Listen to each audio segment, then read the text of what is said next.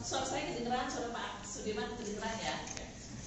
Terima kasih atas kehadirannya. Hari ini pertama kali kita di sini, kita dengarkan nanti dari Pak Dirman, Gus Mahasin dan Mas Amin. Kira-kira rencana ke depan hari ini dan ke depannya seperti apa? Without further ado, Pak Sudirman silakan diupdate kami semua. Baik, terima kasih Mbak Hani. Assalamualaikum warahmatullahi wabarakatuh. Seperti Anda lihat di posko baru kita, sekretariat baru kita di Jalan Diponegoro sedang terus bebenah bagian dari improvement, dan sebetulnya kita punya sejumlah tempat kegiatan yang selama ini berjalan. Anda tahu di Brawijaya berjalan, di berbagai tempat juga berjalan. Hari ini saya ingin menjelaskan setelah timnas dibentuk apa yang sedang dikerjakan. Teman-teman sekalian, seperti kita tahu pada hari Senin ya, Pak Anies dan Pak Muhaimin telah mengumumkan susunan timnas, disebutnya timnas Amin, yang disimbolkan dalam bentuk kesebelasan sepak bola, disertai dengan beberapa pemain yang mensupportnya. Yang diumumkan Pak Anies pada hari Senin tadi adalah baru merupakan core ya, dan belum mencerminkan seluruh struktur tim yang akan menjadi tim resmi. Nah, Pak Anies juga mengatakan bahwa sebetulnya selama ini banyak sekali elemen yang sudah bekerja, baik 3 partai mendukung, begitupun ada 2 partai yang belakangan masuk, partai baru, dan juga elemen non partai, elemen keumatan, elemen santri, elemen buruh, elemen relawan politik, elemen petugas kesehatan, guru, para kiai, para nyai, perempuan, dan sebagainya, termasuk teman-teman milenial, teman-teman usaha kecil, dan sebagainya. Itu semua merupakan andalan kita di lapangan. Karena itu kita mengibaratkan bukan sebagai piramida seperti biasanya, piramida terbalik, di mana yang paling utama adalah para penggerak di lapangan yang sekarang ini terus bekerja. Dan kami yang diumumkan pada Senin adalah sebagai supporting yang ada di paling belakang. Kira-kira begitu cara filosofi kita melihat tim kerja. Karena itu tim kerjanya, tim pemenangan ini akan sangat besar, akan sangat luas. Karena kita ingin menghormati, mengapresiasi seluruh elemen yang selama ini bekerja. Dan seperti dikatakan tadi, kemarin kita sampaikan itu karena memang ada keharusan dari KPU. Tetapi sekarang kita sedang menyusun tim lengkap yang mungkin jumlahnya cukup besar. Dan dalam 1-2 hari, mungkin sebelum akhir pekan, insya Allah di Sabtu atau Minggu akan kita umumkan kepada masyarakat. Sekarang ini kita sedang memastikan, menghubungi tokoh-tokoh, memastikan kembali kesediaan beliau, karena sejumlah tokoh senior akan masuk dalam apakah namanya tim penasehat, tim pengarah, kemudian juga ada dewan pakar. Tentu saja dewan pembina adalah isinya elemen pimpinan tertinggi partai politik, dewan pengarah adalah gabungan keduanya. Kemudian nanti ada dewan pakar yang isinya adalah para ahli, para profesor, para praktisi yang selama ini sudah berkontribusi dalam menyusun visi misi yang sekarang sudah dinikmati oleh masyarakat. Nanti di dalam jajaran tim dewan penasehat banyak sekali tokoh-tokoh berpengaruh, dari ulama, dari ex-militer, dari tokoh nasional, dari berbagai bidang, itu juga akan berjajar di sana. Dan insya Allah dalam waktu tidak lama lagi akan diumumkan. Begitupun di bawah, setelah para co-captain itu diumumkan, ini yang sebelah salah satu co-captain yang menggawangi keumatan atau kelompok agama. Nanti para co-captain akan dilengkapi dengan kedeputian. Ya, kedeputian itu adalah istilahnya tim kerjanya. Nah, co-captain ini yang mengarahkan dari pekerjaan para deputi-deputi dan bawahnya. Itu kurang lebih, dan kami terus ingin menyampaikan penghargaan, terima kasih kepada seluruhnya yang terus bergerak tanpa henti, tidak ada kendornya gitu. Dan insya Allah pada waktunya teman-teman itu akan dijajarkan dalam tim nasional yang akan diumumkan dalam waktu tidak lama lagi. Nah, mohon Gus Mahasin sebagai salah satu dari co-captain untuk menyampaikan sedikit penjelasan. Silakan Gus Mahasin. Assalamualaikum warahmatullahi wabarakatuh. siang hari ini. Tentu yang dipasrai ke saya tentang keumatan, saya berharap seluruh komponen relawan, para kiai, para ulama, Dewan Nahdlatul Ulama, Muhammadiyah dan ormas Islam lain dan tokoh-tokoh agama yang lain untuk terus melakukan kerja di lapangan dalam rangka pemenangan amin untuk pemilu Pilpres 2024. Itu aja ya, cukup, pokoknya terus bekerja karena ini semua timnas ini mau dilengkapi sambil menunggu nanti akan diumumkan pada saat depan ya. Waktunya saya nggak bisa ini Pak Dir. Itu aja cukup. Insya Allah sebelum akhir pekan atau sebelum hari Minggu kita akan umumkan itu. Kami mendapat satu support dari para tokoh agama, baik itu agama Kristen, agama Islam, agama Buddha, Hindu, untuk terus menjaga berkah langit, menjaga dukungan alam semesta. Karena Pak Anies dan Pak Muhaimin adalah sampai pada titik ini banyak sekali mengalami miracle, keajaiban-keajaiban. Dulu dibayangkan tidak bisa mendaftar, tapi hari ini alhamdulillah sudah mendapatkan nomornya nomor 1 lagi gitu ya. Dan itu artinya kita siap terus berlayar. Maka itu saya jelaskan sekali lagi, insya Allah dalam waktu dekat tim besarnya akan disampaikan ke publik. Mas Emi mungkin bisa menambahkan dari sisi milenial atau anak-anak muda. Ya, makasih teman-teman semua. Hari ini teman-teman milenial penuh dengan energi positif karena Kopassus yang kemarin sudah diumumkan, komposisinya sangat bervariatif dan mewakili dari semua aspek, terutama juga ada dari Mas Roy, dan itu sangat positif ya, dari anak muda.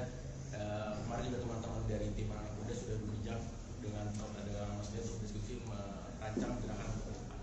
Tapi strukturnya nanti kembali akan disampaikan selanjutnya.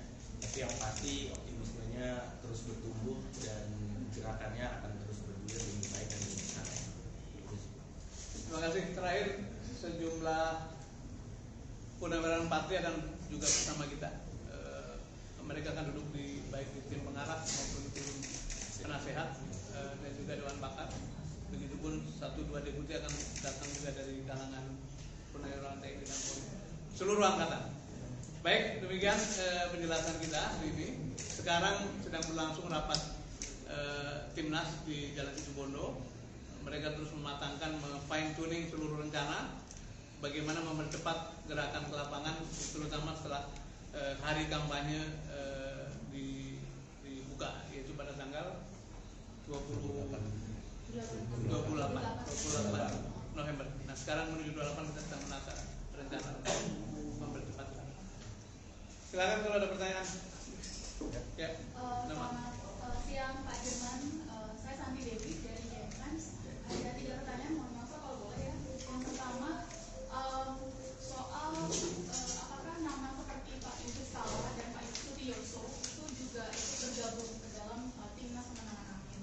Kemudian yang kedua, Pak Dirman, ini kan penyusunannya baru dilakukan secara resmi itu setelah penetapan nomor. Gitu. Alasannya Mas Anies mengatakan memang menunggu momen itu, tapi apakah sebenarnya karena dari internal ada hambatan gitu ya untuk mendekati para tokoh ini, karena yang kami dengar ada begitu banyak penolakan karena ketakutan gitu bergabung dengan timnas amin. Kemudian yang ketiga, Pak Dirman, ini kan karena mendekati hari kampanye, tentu yang akan disorot adalah salah satunya mengenai pendanaan dana kampanyenya, sumbernya dari mana. Nah, apakah timnas amin karena membawa semangat perubahan akan menjadi yang paling pertama untuk bersikap transparan untuk mengungkapkan bahwa kami tidak akan menerima dana-dana kampanye dari misalnya dana-dana tindak kejahatan atau secara terbuka mengumumkan sumber pendananya dari mana saja. Itu saja. Terima kasih Pak Dirman. Terima kasih Mbak Santi. Saya langsung jawab aja. Yes, langsung jawab. Supaya TikToknya enak. Iya. Pertama, apakah tokoh Pak JK, Pak Sutioso akan bergabung? Pak JK mungkin tidak bisa bergabung karena beliau kan ketua Palang Merah Indonesia. Saya saja sebagai sekjen tahun lalu kan saya mengundurkan diri karena kita pengen menjaga netralitas PMI dan juga pengen menjaga efek di antara seluruh tim damai. Pak Sutioso insya Allah bergabung karena Pak Sutioso kan juga dewan pembina atau penasehat dari Partai Nasdem, ya. Dan beliau aktif sekali menghimpun teman-teman sahabat atau senior-senior dari Purnawirawan. Kemudian mengapa baru diumumkan? Apakah betul ada ketakutan dari tokoh-tokoh?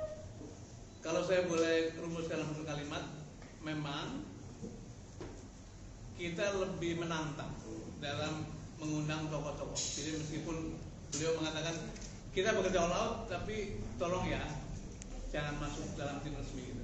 Dan itu jumlahnya banyak. Bagi kami itu adalah tabungan, tenaga tabungan. Jadi akan banyak tokoh-tokoh yang sebetulnya bekerja di balik layar, tapi kemudian tidak bersedia dicantumkan namanya dalam tim nasional. Nah, yang ketiga soal dana. Tentu saja kita akan transparan dan jalan kita adalah bagaimana mendorong pemberantasan korupsi, gitu ya, penegakan hukum. Jadi tidak mungkin kita mulai dengan hal-hal yang kurang baik. Nah, sebetulnya kalau saya boleh katakan teman-teman sekalian, sumber dana kita terbesar dari mana? Bukan dari para penyumbang kepada capres, bukan, atau cawapres, tapi dari relawan yang sekarang ini bekerja luar biasa. Coba Anda lihat baju-baju mereka, kaos mereka, rompi mereka, topi mereka itu dibikin sendiri tuh, warna-warni luar biasa. Itu kalau dijumlahkan berapa nilainya gitu. Jadi andalan utama kita adalah karena ini gerakan rakyat, maka masyarakat yang akan mendanai gerakan itu. Seperti ibaratnya perang gerilya gitu ya. Gerilya itu kan tidak ada markas besar, adanya masyarakat yang iuran makanan, iuran logistik, itu yang sedang terjadi. Dan kami sekali lagi ingin menyampaikan penghargaan, terima kasih, rasa syukur bahwa itu semua terus berjalan. Gitu ya nanti. Sekali lagi. Ya, di sana. Mas. Halo Pak, saya Dayat dari Harian Kompas. Ini kan waktu sekitar 2 minggu lagi sebelum kampanye, dan beberapa kali Ketua Bawaslu itu mengingatkan kepada pasangan calon untuk menahan diri untuk tidak kampanye. Nah, dari Timnas Amin sendiri bagaimana strateginya di memaksimalkan 2 minggu sosialisasi ini untuk turun ke rakyat, dan apa saja langkah-langkahnya gitu Pak? Mungkin bisa dijelaskan. Jadi definisi kampanye dan tidak itu kan sangat formalistik ya, legalistik. Jadi kita hindari yang dilarang itu, tapi selebihnya kita kerjakan. Jadi katanya ada fikih gitu ya. Kalau urusan dunia itu hindari yang dilarang, selebihnya boleh dilaksanakan. Nah, kita akan lihat rambu-rambu itu, gitu ya. Dan insya Allah tidak akan berubah. Kita akan ketemu masyarakat. Besok hari Sabtu beliau di Makassar, kemudian sambung ke Malang. Ada acara di UNED. Kemudian tanggal 22 ada acara di Solo. Selebihnya akan menyesuaikan event yang sudah direncanakan. Begitupun Pak Cawapres. 1, 2 lagi ya Mbak. Wih, masih banyak. 1, 2, 3, 4, 5 ya. Ya, izin Pak Dirman, selain tadi menanyakan Pak Yusuf Kala sama Yusuf, bagaimana dengan Bu Susi? Yang kedua, kan kalau dari Timnas itu dari belakang militer sekarang TKN dan TPN itu ditunggu sangat, boleh menjelaskan alasannya kenapa? Ini pengusaha di Kokem juga. Itu aja Pak Eva dari Republika. Perkenalan. Pak, makasih. Pak Anies dan Pak Muhaimin berkomunikasi baik dengan Bu Susi, berteman baik. Apakah Bu Susi bersedia menjadi bagian dari tim secara resmi? Kita belum tahu. Tapi dari sisi wacana, dari sisi kecenderungan, dari sisi values itu, Bu Susi tampaknya menjadi bagian dari usaha-usaha perubahan, mudah-mudahan. Dan kita menghormati kalaupun beliau tidak berkenan untuk masuk dalam tim, tapi kita dalam komunikasi yang baik. Yang kedua, yang di sebelah kan pengusaha ya. Ini semuanya para pengusaha. Berusaha supaya Pak Anies menang. Gitu. Jadi kami semua memang betul tidak ada wajah pengusaha yang menonjol. Tetapi saya katakan tadi, peran pendanaan itu yang paling besar adalah datang dari masyarakat, dari rakyat. Dan karena itu meskipun aliran dana kepada tim nasional itu barangkali tidak sebesar dari yang lain, tetapi sebetulnya yang sedang bergerak di lapangan itu jauh lebih besar daripada apa-apa yang bisa kita kumpulkan. Jadi kita berterima kasih untuk itu. Gitu ya, Pak. Kompas silakan Pak. Oh, maaf, silakan. Tiba Kompas TV bagaimana Ya.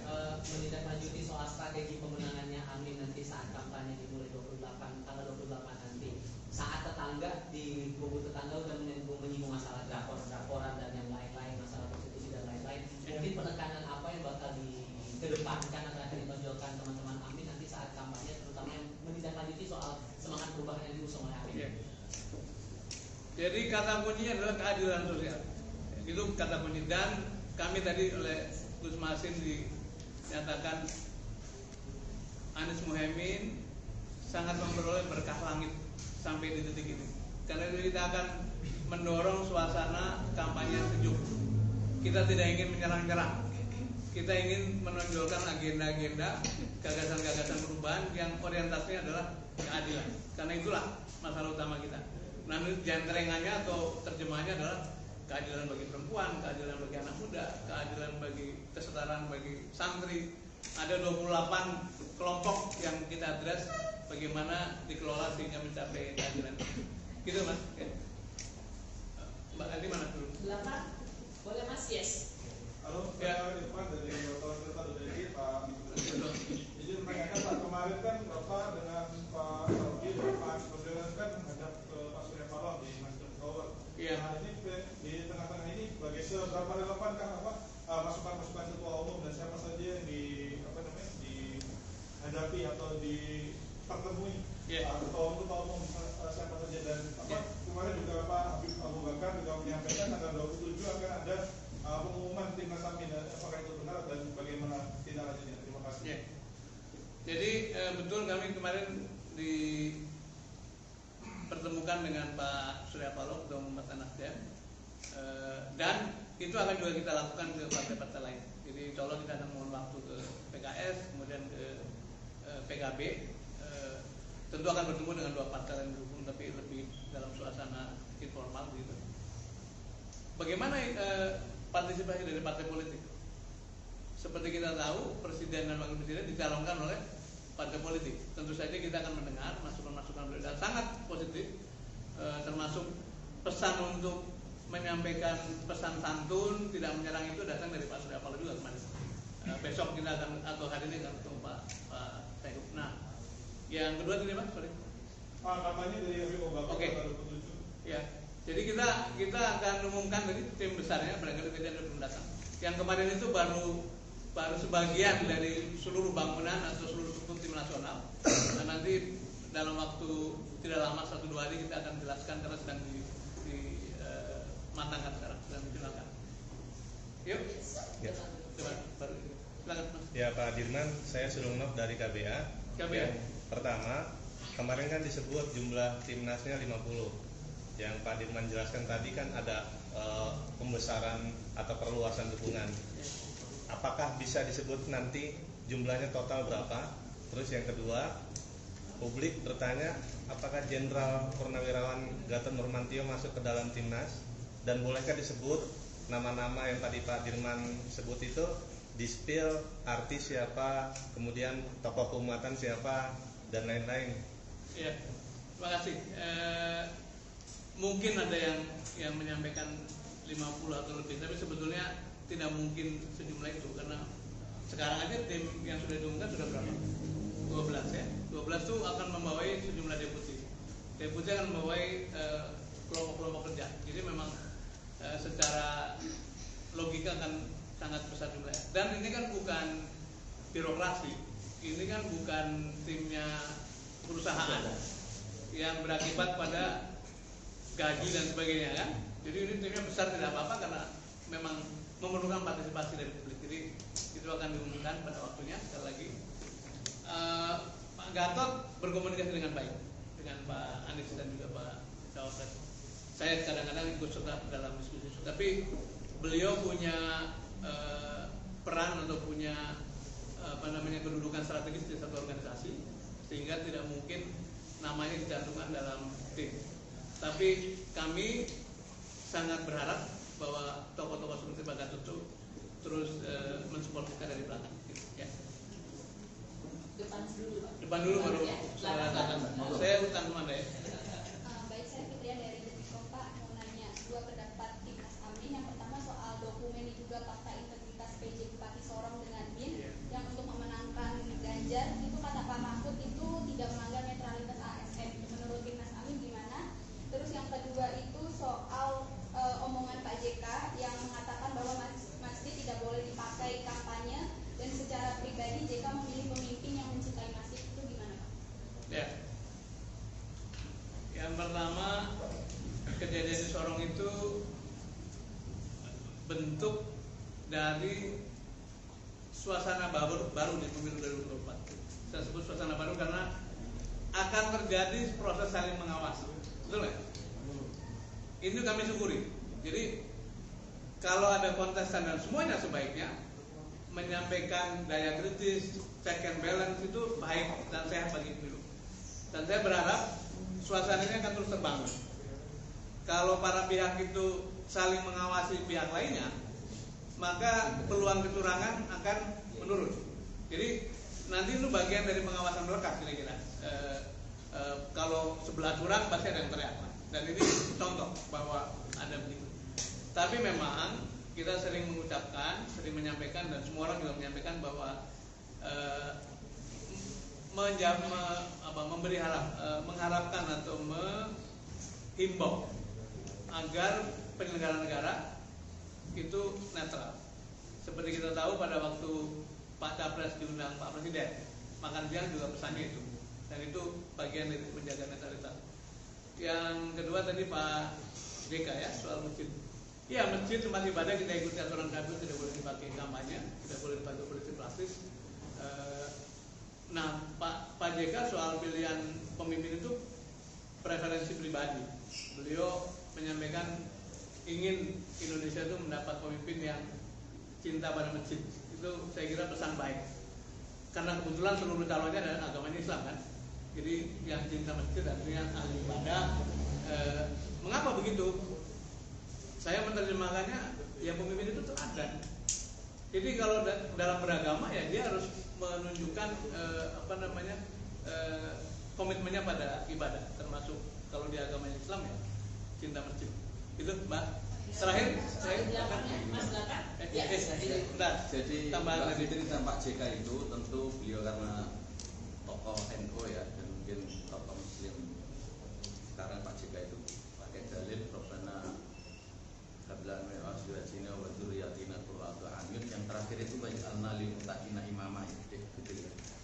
Ingin ada pemimpin yang betul-betul menjadi pemimpin yang takwa. Jadi kalimatnya itu di Quran waj'alna lil muttaqina imama. Ini yang terpenting. Penekankan Mbak Fitri ya, Mbak Fitri ya. Ya. Jadi tetap Pak JK tadi yang ingin punya pemimpin yang senang dengan apa? Masjid. Tentu dalilnya adalah dari tim Amin ini, terutama dari Laskar Santri, adalah waj'alna lil muttaqina. Ya, ingin anak turun kita dan kita melihat pemimpin itu yang menjadikan jadi pemimpin orang-orang yang apa? Bertakwa. Menjadi pemimpinnya orang-orang yang bertakwa. Itu Mbak Fitri tambahan penjelasan ya. Sila pertama Pancasila adalah Tuhan yang Maha Esa. Jadi kita terakhir atau satu sudah selesai. Pak Sulman, izin tanya dari Kompas. Pak ingin menanyakan yang pertama soal kemarin ketika pengambilan nomor urut di KPU ada satu situasi yang mungkin menjadi sorotan adalah ketika Cak Imin dan Pak Anies memberikan salam kepada Pak Prabowo dan Gibran setelah pidatonya Pak Prabowo dan Gibran. Kita tahu kalau Pak Anies dulu juga ketika maju pilgub punya hubungan kedekatan dengan Gerindra di Batu diusung, kemudian Cak Imin juga sebelumnya membentuk koalisi yang kemudian gagal di tengah jalan. Nah, ini kemarin sebenarnya situasi kemarin ini ingin menunjukkan apa sih Pak? Karena apakah benar kemudian ada kedekatan tersendiri antara koalisi ini ingin menunjukkan bahwa dekat juga dengan Pak Prabowo atau seperti apa? Yang kedua soal melihat perang dalam tanda kutip udara Pak di sisi media sosial. Kalau kita lihat kan ini pasangan Amin ini survei elektabilitasnya selalu konsisten di urutan ketiga, tapi berdasarkan belanja iklan di media sosialnya di urutan ketiga juga Pak. Nah ini sebenarnya ada ketakutan nggak sih Pak bahwa media sosial ini nantinya akan dikuasai oleh kelompok tertentu, mengingat sekarang Gen Z dan milenial itu punya ini yang cukup banyak, jumlah yang cukup banyak untuk Pilpres 2024. Oke, terima kasih. Yang kedua dulu ya. Ya teman-teman tahu lah keterbatasan kita. Tapi saya ingin mengulang pesan dari Pak Anies. Kalau melihat survei di bawah ya sudah kita jadikan kampung kita. Betul, semua transparan. Bagaimana kita kemampuan berbelanja ini. Tapi kita optimis bahwa suasana darat itu jauh lebih baik daripada suasana udara. dengan tidak mengabaikan bahwa kita terus berusaha di udara. Peran Mas Semi dan kawan-kawan itu bagian dari itu. Sejumlah teman sekarang sedang berdiskusi dengan influencers ya, untuk memperbanyak itu, dan rasanya traction-nya itu magnetnya mulai makin menguat karena di tengah-tengah ada lagunya itu, ada panggungnya gitu. Di sini gunung, di sana gunung. Akhirnya menjadi teh manis gitu ya. Kesana bingung, kesini bingung, akhirnya mencari anis gitu. Boleh ya, boleh. Masuk. Silakan ya kita. Jadi itu barang. Terakhir. ya. Terakhir. Pak, pertanyaan yang pertama tadi Pak. Oh, yang pertama soal ya. Anda bayangkan ya, Anies Baswedan itu dengan Mas Ganjar koleganya di gubernur, betul kan? Dengan Prof Mahfud itu kawan dekat ayahnya, dan dari kecil tuh istilahnya Prof Mahfud sudah kenal sebagai seniornya gitu. Itu sangat dekat secara emosional. Dengan Pak Prabowo pada tahun 2017 yang mencalonkan Pak Anies adalah Pak Prabowo, dan hubungannya tetap baik. Dengan Mas Gibran memang belum kenal baik, tapi sebagai wali kota dan gubernur pasti punya hubungan emosional. Dan Mas Gibran adalah putranya Pak Jokowi yang menjadikan Pak Anies sebagai menteri, juga punya hubungan emosional. Jadi beliau dekat dengan semuanya. Nah karena itu memang ingin menyampaikan pesan bahwa politik itu tugas publik. Nah secara personal beliau harus tetap menjaga hubungan. Itu yang ingin disampaikan. Dan kami bersyukur bahwa suasana di dalam pengambilan nomor itu sangat cair, sangat menyenangkan, dan apalagi kita dapat nomor 1 ya, mudah-mudahan nanti pada waktu hitungan suara juga kita di nomor 1. Mas terakhir Pak. Saya minta Pak dari Tempo mau tanya nih Pak, dalam waktu dekat kan BP Muhammadiyah bakal mengadakan uji publik cawapres. Respon dari tim Amin ini seperti apa, kemudian persiapannya seperti apa, kemudian mengapa uji publik ini menjadi penting gitu. Kemudian soal survei elektabilitas Pak, yang terbaru dari Poltreking, pasangan Amin mengalami kenaikan tapi dari signifikan dan tetap berada posisi ketiga. Nah tanggapan dari timnas Amin seperti apa, kemudian upayanya seperti apa mendongkrak elektabilitas dari pasangan Amin ini sendiri. Kemudian untuk di Jawa Timur sendiri Pak, paslon yang lain kan punya tokoh-tokoh besar untuk dalam dukungan gitu kan. Dari timnas Amin sendiri ada nggak Pak tokoh-tokoh di Jawa Timur untuk yang menggalang dukungan? Soalnya kan Jawa Timur terkenal berhubung suara. Ya, oke, terima kasih. Nanti yang ketiga bagian Gus Masin ya. Ada yang tahu Gus Baha kan? Semua tahu kan? Tahu. Gus Baha itu adiknya Gus Masin. Nah kalau Gus Bahanya sudah hebat seperti itu, bagaimana kakaknya kan? Gitu ya. Yang pertama soal undangan dari Muhammadiyah. Muhammadiyah itu salah satu ormas terbesar di Indonesia, dan anggotanya banyak, rata-rata kelas menengah, kaum terdidik, dan kami optimis bahwa sebagian besar warga Muhammadiyah itu akan bersama agenda perubahan. Nah karena itu tentu saja kita akan menghadiri undangan itu, dan sepanjang pengetahuan saya Pak Anies hampir tidak pernah tidak menghadiri undangan untuk bicara di publik. Mengapa? Karena politik itu kan mengurus publik. Karena itu yang dipikirkan, yang direncanakan dan disampaikan kepada publik. Nah kesempatan yang diberikan oleh Muhammadiyah tadi kita apresiasi, dan insya Allah kita akan hadir pada tanggal 22 ya di Solo. Yang pertama tadi apa? Poin pertama? Kepentingan dari upaya mengikuti. Oh ya. Terus kemudian menaikkan elektabilitas ya, survei gitu. Kita melihat spot-spot di mana di beberapa tempat tuh ternyata kita mengalami kenaikan yang signifikan ya. Jadi ada analisis dalam yang sebetulnya memang ada upaya dari para pihak untuk membuat persepsi mengenai Amin itu terus-menerus ada di Indonesia. Nah, apa usaha kita? Usaha kita seperti normal saja. Makin banyak bersosialisasi, memperbanyak influencer, memperbanyak jangkauan kepada semuanya, dan kita masih punya cukup waktu. 3 bulan itu cukup waktu untuk dan insya Allah pada waktu debat seperti juga yang terjadi di DKI itu kita akan mengalami kenaikan yang cukup signifikan, karena di setiap forum publik kami mendapat feedback. Pak Anies dan Pak Muhaimin selalu mendapatkan apresiasi. Yang terakhir untuk soal Jawa Timur. Mbak siapa namanya, Mbak? Ika, Pak. Mbak Ika. Jadi pertama dari tempo.com Mbak Ika. Jadi tentu pertama kita ini sebagai manusia beragama doa dan mengajak kepada Allah untuk amin ini bisa menang. Karena tadi sampaikan Pak Dirman, sejarahnya Mas Anies dan Gus Muhaimin ini penuh keajaiban. Jadi insya Allah nanti 2024 juga ada keajaiban untuk kemenangan. Amin. Amin. Yang pertama, yang kedua, tentu tokoh-tokoh di Jawa Timur Mbak Ika, kalau topnya Kiai itu jadi Mas Amin sekarang di Amin ini. Misalnya Kiai Haji Khalil As'ad Syamsul Arifin yang berada di ujung timur, putranya Kiai As'ad Syamsul Arifin. Yang di Jember ada Gus Syadid dan Gus Golni misalnya. Kalau di Surabaya ada Kiai Mas Mansur. Kalau ditarik ke sini di Tuban ada Kiai Haji Ahmad Ainul Yakin. Jadi banyak sekali Mbak. Kiai yang menurut saya malah Kiai langit ini Mbak. Oke. Kalau upaya konkretnya seperti apa, Pak? Apa? Kemenangan ini di Jawa Timur. Nah, selain doa. Ya tentu pertama doa itulah keajaiban. Kan Kiai ini sudah saya sebut yang top itu. Jadi kan Kiai ini kan pengaruhnya besar sekali kan. Punya alumni, punya murid-murid, punya mahasiswa dan sebagainya. Itu tentu akan punya pengaruh besar. Jadi sepanjang kita bisa berkomunikasi dan tadi dibantu oleh para tokoh berpengaruh, itu akan berdampak pada suara. Saya kira cukup ya. Yes. Teman-teman kalian, terima kasih sekali lagi untuk terus membantu kami menyebarkan berita baik, progres, dan menjadi sarana untuk menyatukan support pada pasangan Anies. Terima kasih. Assalamualaikum warahmatullahi wabarakatuh.